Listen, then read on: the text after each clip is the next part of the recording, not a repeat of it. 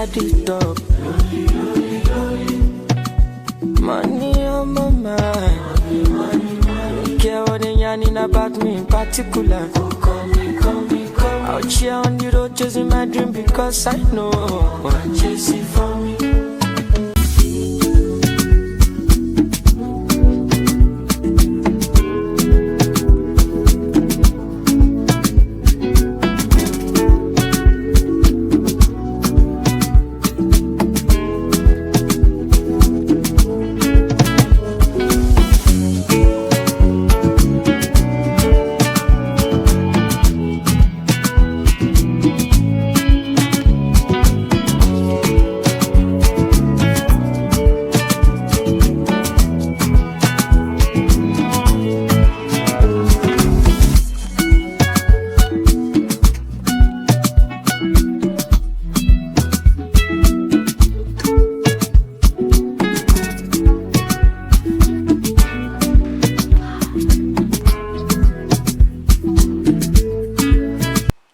Hi everyone, my name is Demi, and today I want to talk to you about something that's really close to my heart, being a woman in science and being black in science.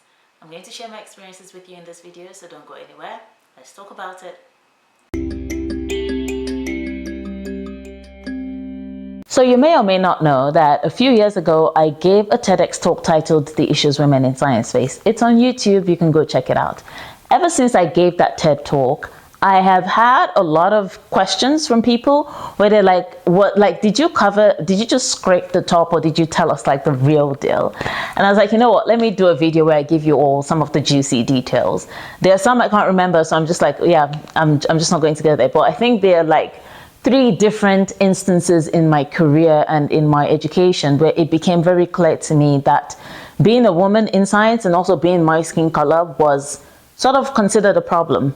I don't work in science anymore, I work in policy, and I will not say that the reason I left was because of any of these issues. On the contrary, I left because I realized my skills could be applied elsewhere, so that's the reason.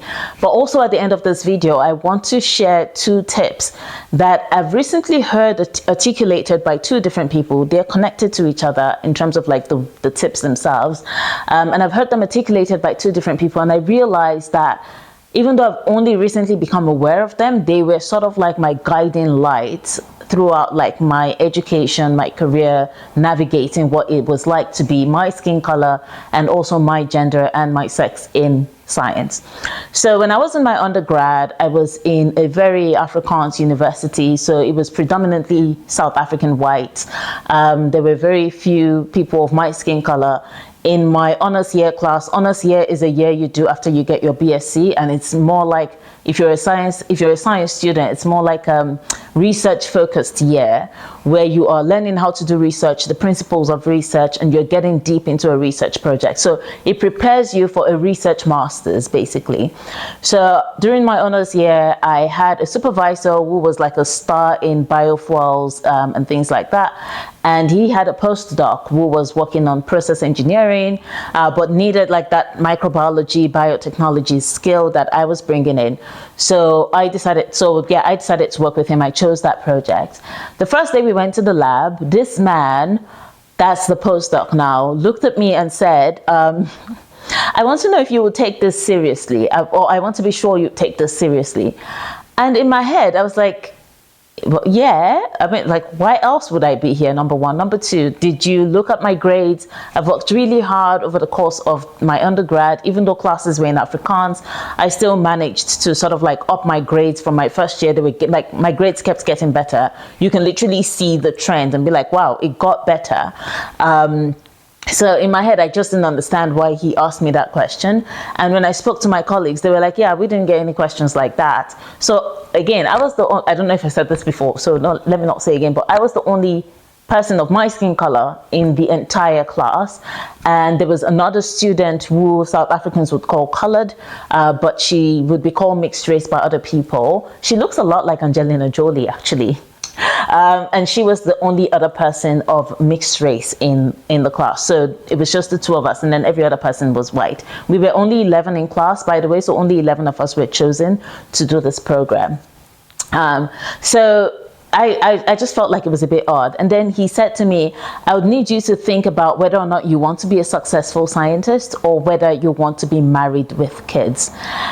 And again, I think being young, I was sort of eager to say, yes, I want to be successful. But now that I've grown, I think about it and I realize how deeply misogynistic and problematic that statement is, because that's not a statement you would ever say to a man, because you don't have to worry about it. Like, men don't have to worry about that.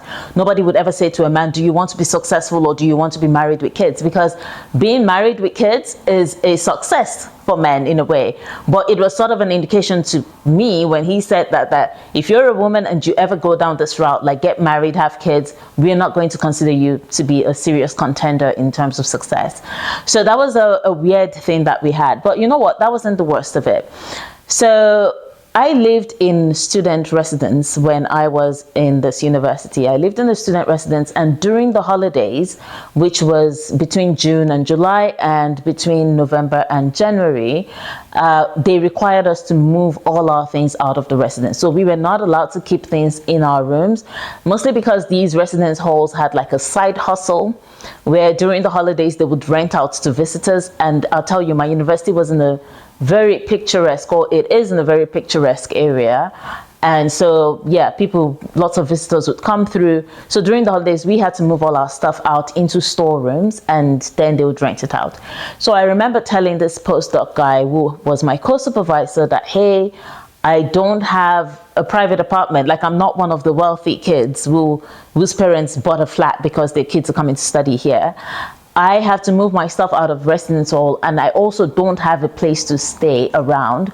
So I will not be here for the June holidays for about 3 weeks, and then I will be back for the second semester. So our semesters in South Africa started in January, and the second semester would start in July up until like November.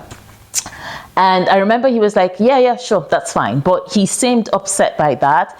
But again, I was just like, perhaps he's having a bad day. I did what I was supposed to do. I did all the work I was supposed to do, and I left.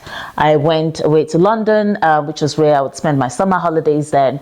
And when I came back, the bioreactors I was working with, which were like these 2-liter bioreactors we were using to run, not 2-liter bioreactors, 2 20-liter bioreactors. So they were really big, which we were using to run fermentation experiments to create biofuels and all of that.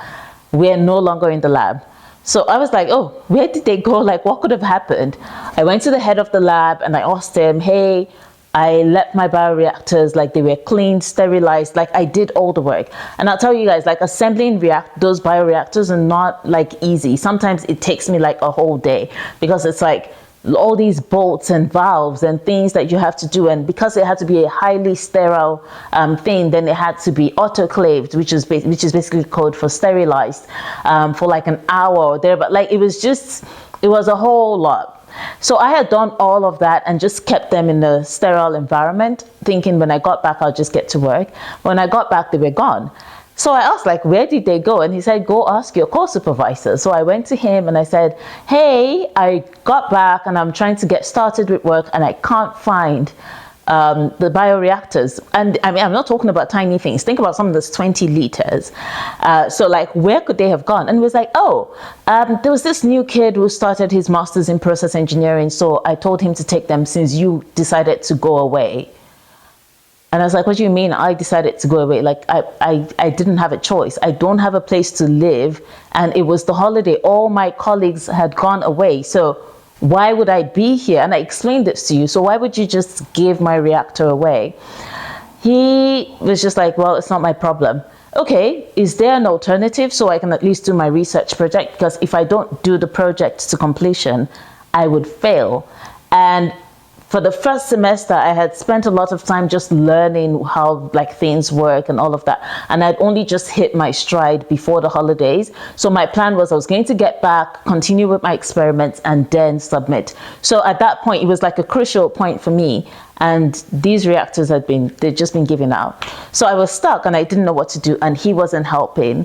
So I ended up having to go back to the head of the bioreactor lab to ask him if there was any way I could find even a small reactor to simulate the experiments, and I could report based on that small reactor.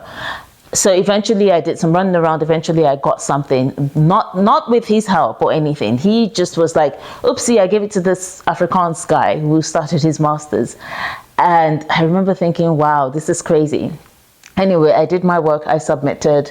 And something interesting after I submitted was I was then given access to some of the work that my co-supervisor had published. So when I started this project, he had told me, you need to take data for 48 hours every 2 hours. So I'll take data for every 2 hours for about 12 hours, then afterwards every 6 hours. So if you're thinking in terms of sleep, it meant that for like day one of the experiment, so 12 hours I was in the lab, then I got to go home and I had to be back before 6 hours was up, and then run, like basically take a data point and then take another 6 hours. So I was sleeping in the department building. When I looked at the paper he had written and the paper he had published, it turned out that I only had to take for the first 12 hours, and then afterwards I could afford to take the data maybe like 8 hours, and it didn't even have to be for up to 48 hours. Like I could spread it out and take like fewer data points and things like that. But this man had insisted that I had to work 48 hours at a time. So I wasn't sleeping well, I wasn't okay. And I realized in retrospect that it was just an agenda to get me to prove myself that I deserved to be there. This man had it was the strangest thing, but that's not even where it ended.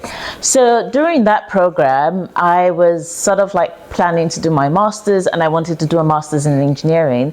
And I didn't want to stay at my undergrad university because, again, like just navigating it had been difficult for me. So I decided I was going to check out another university in the same province, also really popular. And there was a particular supervisor who happened to be a woman who I wanted to work with. So I reached out to her, I got an introduction through someone I knew, and I even went to her office, took my transcripts and all of that. Now, some people don't know this, but if you study in South Africa and you're going to do a research master's or a PhD, the onus is usually on you to find a supervisor. So you have to write to them, introduce yourself, do the whole shebang. You just don't apply and then you get assigned a supervisor. There are some courses that allow you to do that, but not all of them would. So anyway, I met with this woman, I took my transcript, and I remember she said, wow, I can see the trend of your grades improving from like first year, you did better in second year, you started to get distinctions. She seemed really excited. And then she said, tell your supervisor to write me a recommendation for you and send it to my email. So I was like, oh yay, this is perfect. So the moment I'm done here with this honors degree thing, I'm just going to go do my master's at this place, and then that will be it for me. I was in for a surprise. So anyway, I went to my supervisor. I said, hey, this professor, she knows you really well, because both of them were sort of doing the same thing, but one focused on one aspect, the other one did something else. But it was a great transition, or it would have been if it happened. It didn't, because I asked him to write the recommendation. He said it's fine. And then I waited and I waited. I graduated, and I waited and just didn't hear anything from her. I would write to her, she wouldn't respond. I wasn't sure what was going on. So that was when I became a bit of a hustler, because like my next phase just didn't pan out the way I wanted. I was trying to get a job. It was a bit hard in South Africa's climate. So I decided to reach out to my supervisor to say, hey, can you send me the recommendation letter that you've prepared for me, just so that I can submit it when I do job applications? What I was really curious about was, what exactly did this man say? Because this woman seemed excited to take me on as a student. When I met with her, she had a very positive vibe and everything. I don't know if she's English or Afrikaans. She was also white. And then he sent me the letter. And when I saw the letter, my heart shattered. The letter literally said that, and I had this letter on file with me for a very long time until I decided to delete it. But it basically said, I do my work well. Like, yeah, Demi will do her work well. She does her work. She's diligent. However, she decided to leave without any warning in the middle of the holidays and didn't tell anyone about it. And in my head, I was like, I'm pretty sure the postdoc wrote this letter. That's number one, because I hardly interacted with my professor. And number two, I had explained that I had to go away on holiday because I didn't have a place to live. Like, it wasn't like I was just like, yeah, I don't care about this, I'm going on holiday. It wasn't that. I didn't have anywhere to stay, so I had to go on holiday. And also, that was something that was my right. I wasn't considered a postdoc student. I was an undergrad still, and undergrads go away during the June break. So I wrote back to the professor and I was like, but I explained that this was what happened, and I sort of gave him a little bit of the backstory, hoping that he would say, oh, I'm sorry, we should revise this letter. Nothing. Crickets. Like, he did not even respond. So I knew right there and then that I couldn't continue to use him as a recommendation or a reference for any other thing I was going to do. And it also started to make me question, like, what about all the other applications I did? How did that recommendation letter impact it? Because before I saw the letter, I had assumed that, oh, everybody was getting like a standard recommendation letter, you know, fresh from undergrad. This is the letter they give you, not realizing that someone had put a clause there to sort of make me seem incompetent and like unwilling to, like, not dedicated basically. So that was that. I ended up getting to do my master's, but at a different university, and I had a fantastic time with the professor I worked with. Then I went to a different university for my PhD, and this is instance number 2 where there was again drama based on gender, like gender-based drama is what I'm calling it. So I started working with a professor, and everything seemed like it would be fine. He had been introduced to me by another professor. This was at another university. So I was doing a university tour at this time. So I started working with this professor, and one day he called me into his office and asked me about my relationship status. So I was standing there thinking, okay, that's a bit odd. And he hadn't called just me, if I remember correctly. I think he had called 2 of us. And the other lady was like, yeah, she's married. And I said, well, I'm single. And he was like, okay, that sounds good. He would like me to know that single women are not stable people. And so he would like for me to pick a guy within the research group that I would like to marry. Please imagine, like, I don't have to imagine it because it happened to me, but please imagine yourself going to work, because PhD is basically you working. You are taking a project from conception all the way to like execution, and someone's just like, yeah, you seem unstable. Like, yeah, despite everything you've done, you seem unstable because you don't have a man, and I want you to pick somebody within this group that you would like to marry. I was shook. Like, when you say a person was shook, I was shooketh. So I remember leaving his office because he started laughing. At first I was like, excuse me. He started laughing. So it seemed like, okay, is he like, what exactly is that? It's a bad joke if it's a joke. And if it's serious, that's absolutely horrible, and I will not stand for it. So I went and spoke to another student who also happened to be male. But again, I was in engineering. So what do you know? So I went to this other student and I said, hey, this is what Prof said to me, and I don't think I'm okay with it. And he was like, oh no, he's just joking. You shouldn't think too much about it. Like, it's just a joke. He said it to a lot of people.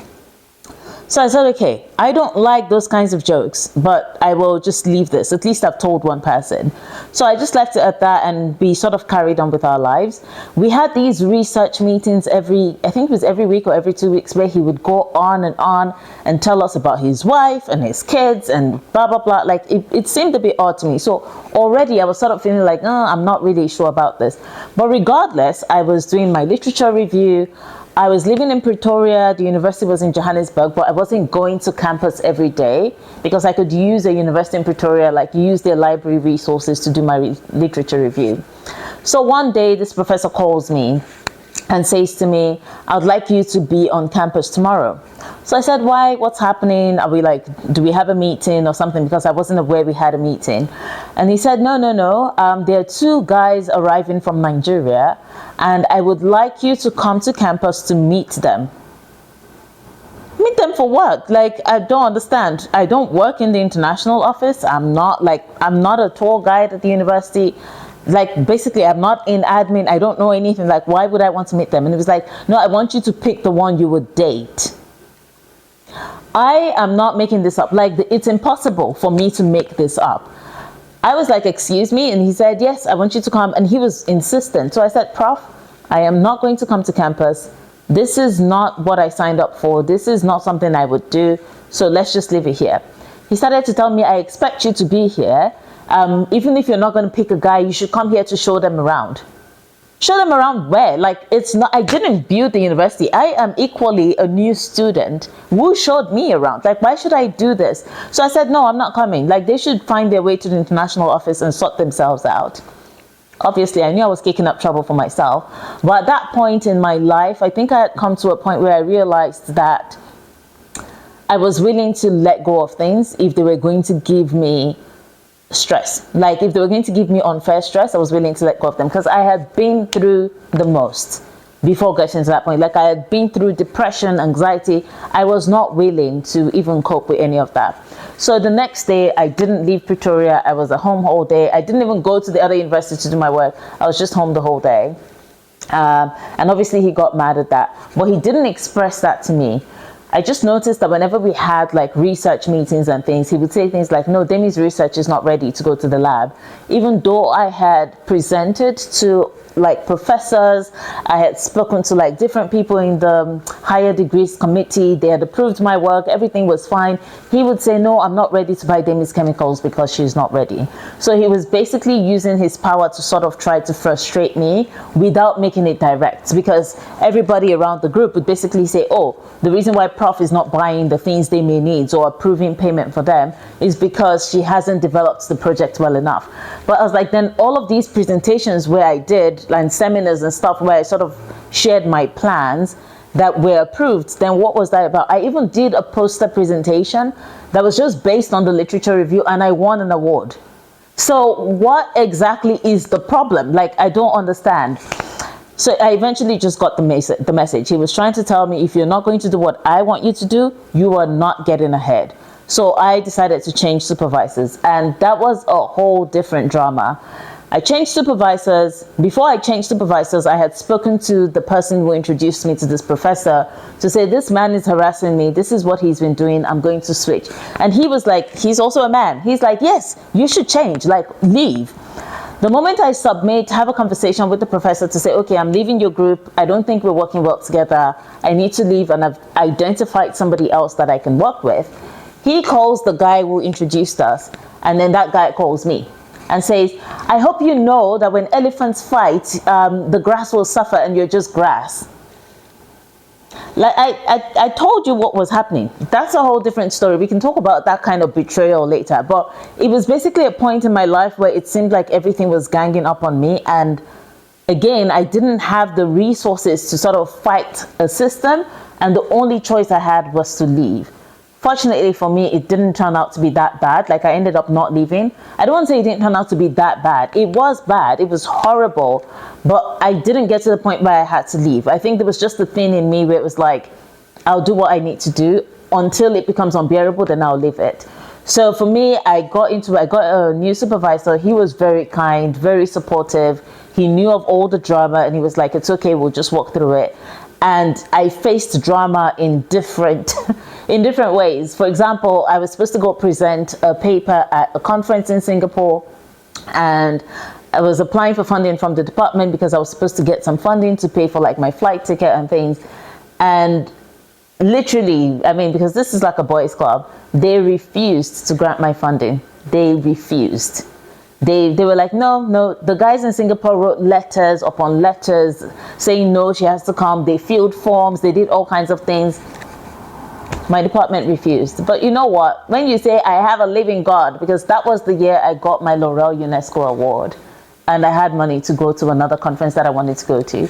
So yeah, that was that instance. And like, there was a lot of frustration and microaggression that went on that I just don't want to go into because it would make this video really long. But the third instance I want to talk about was when I started working after my PhD, which was it was just like a weird undercurrent of microaggression that was just constantly there, and nobody was addressing it. Nobody was talking about it.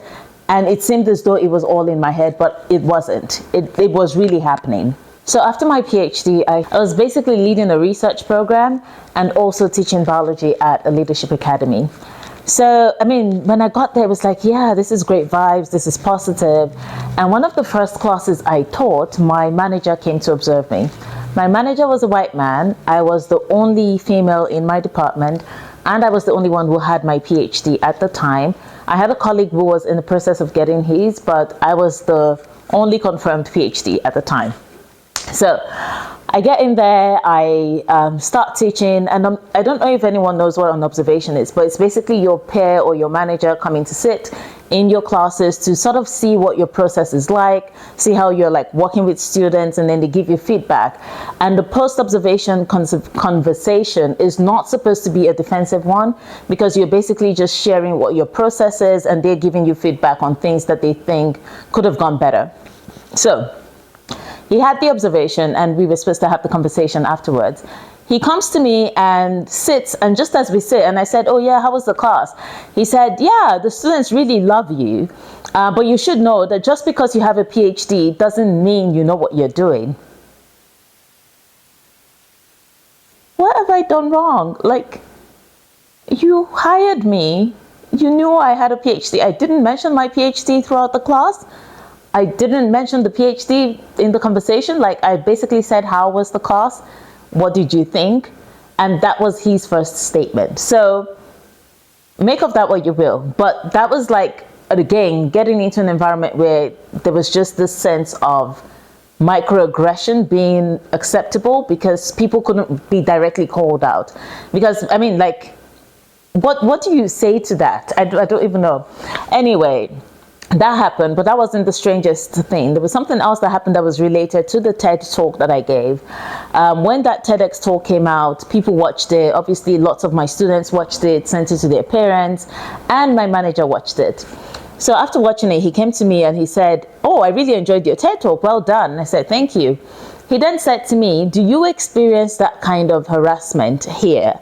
So in my head, I was thinking, oh, what a redeeming conversation we're about to have. Perhaps this man is sort of like trying to improve the team dynamic and all of that. So I said, no, none of the guys have sexually harassed me, and I think we have a good professional relationship. Do you know what this man said to me? Do you please guess what this man said to me? While he's just sitting there, I'm talking, right? He's flipping through pages, and then he goes, oh yeah, perhaps they just don't find you attractive.